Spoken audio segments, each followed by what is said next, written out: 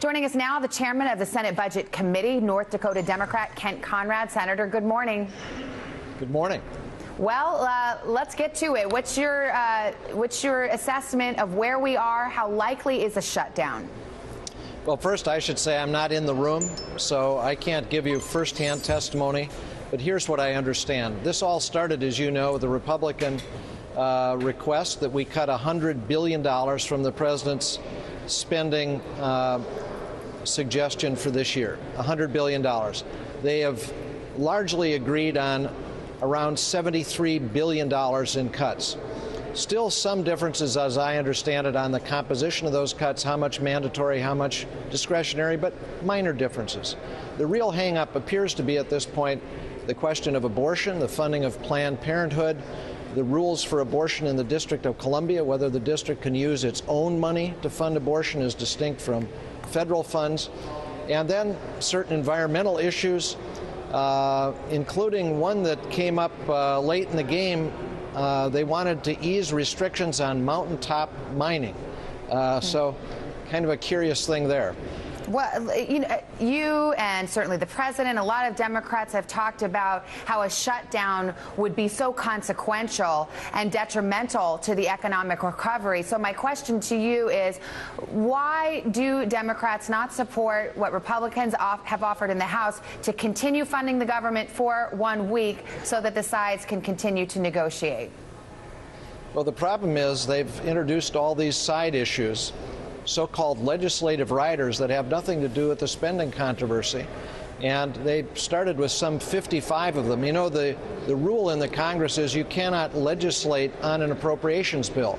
But that's exactly what they're trying to do, a backdoor approach to changing laws and regulations. Don't both sides do that as a matter of course? Absolutely. Has that rule been breached? Yes. But this is really unprecedented to have this number of things tied up in what is really a relatively minor spending difference. You know, if we remember how this all started, it was about a question of cutting $100 billion. That has largely been resolved, that we're going to cut $73 billion. And now, all of a sudden, we're off on side issues. I don't think anybody would have thought mountaintop mining would be a reason to lead to a government shutdown. Senator, are you opposed to your body or introducing a clean temporary extension, say for another week or a few days, just to keep the government going so that negotiations can continue? The president has said enough of that. No more of these stopgap measures. If we don't have a deal, I'm not going to sign another one of these temporary budget bills. Where do you stand on this? Look, running the federal government 1 week at a time is incredibly wasteful. You cannot make contractual commitments that make any sense on that basis.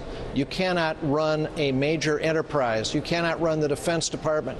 You cannot run Health and Human Services. You cannot run the major agencies of the federal government on a 1 week basis. This is too big an enterprise. It is hugely wasteful. At some point, it's got to stop. But if you say to me, look, one more time and it's clean, none of these side issues, you know, I would agree to that.